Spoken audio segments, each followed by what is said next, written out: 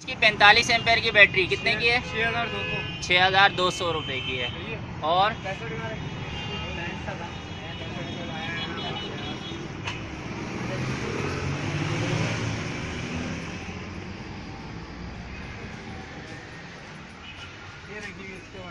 हाँ, ये 65 ये एम्पेयर है। 65 एम्पेयर होम एज की बैटरी कितने की? 8300 रुपये। 8300 रुपये की। इनकी वारंटी कितनी है? 6 महीने। 6 महीने। रिप्लेसमेंट वारंटी हाँ, है रिप्लेस कंप्लीट रिप्लेस करके। बस ये दो हैं? नहीं, सिर्फ 145 है। बताएं ना सर, कहाँ है? ये रखी हुई जेल 210। अच्छा, ये है।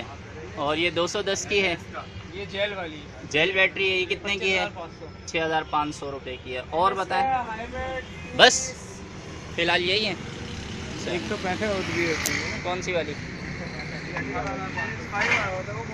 165 होम एज की डीप साइकिल बैटरी 18,500 रुपये। ख़त्म।